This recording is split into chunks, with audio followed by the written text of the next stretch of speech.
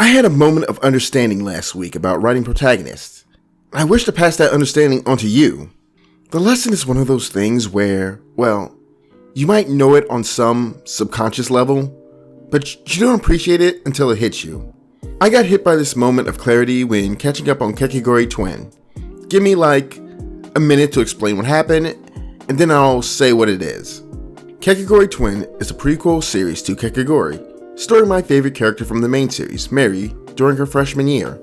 Without going into all the details which led to this, her friend Tezora ends up in a gamble to try and win back someone's money.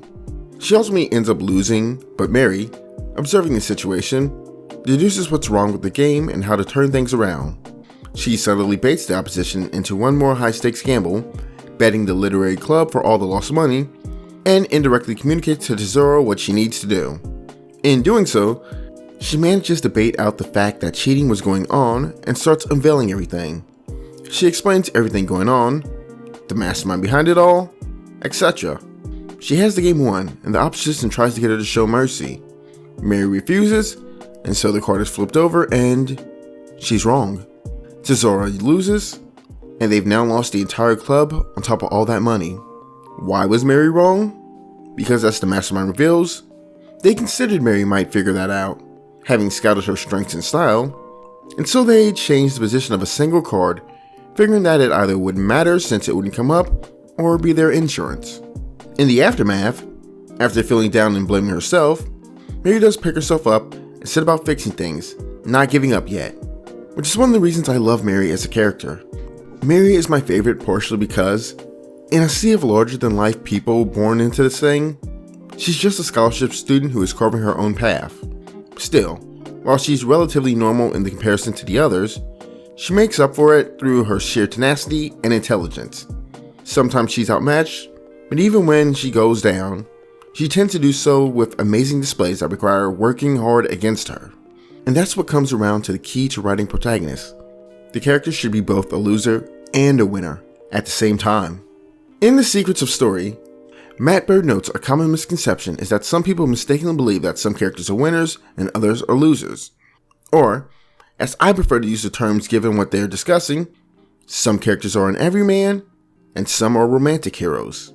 For those unfamiliar with those terms, romantic heroes are larger-than-life figures who we're meant to admire, while everyman characters are the relatable ones who we tend to fear for.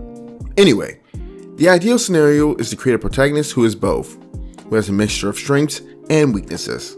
Like how Phoenix Wright is both a disrespected defense attorney who is always fighting an uphill battle, and an unrelenting shield to his clients that can unravel any mystery in the courtroom. A character who is too strong, like what most often think about Superman, can reduce an audience's concern for their struggle. And a character who is too weak, like Sakura from Naruto, I guess, Shinji from Evangelion maybe? I don't know. There are characters who people don't admire at all because they're just too lacking. Since I'm not the type to leave things there, I came up with 9 suggestions for people who are trying to come up with ways to pull this off. 1. Establish competence early. Show your hero doing something impressive early in the story to earn the audience's respect. It doesn't have to be grandiose. It could be as simple as solving a problem or helping someone in a way that highlights their strength or skill. 2. Layer vulnerabilities. Introduce your hero's weaknesses or fears gradually. These should be personal and relatable vulnerabilities that humanize them and give the audience a reason to care. 3. Let them fail. Allow your hero to make mistakes and face the consequences.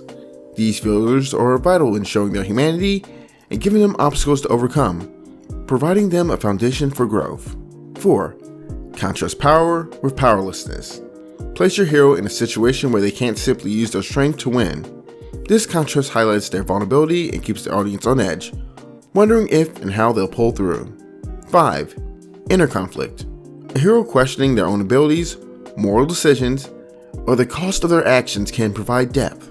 This internal struggle can be as compelling as any external conflict. 6. Evolve the vulnerabilities. As the story progresses, allow your hero's vulnerabilities to evolve.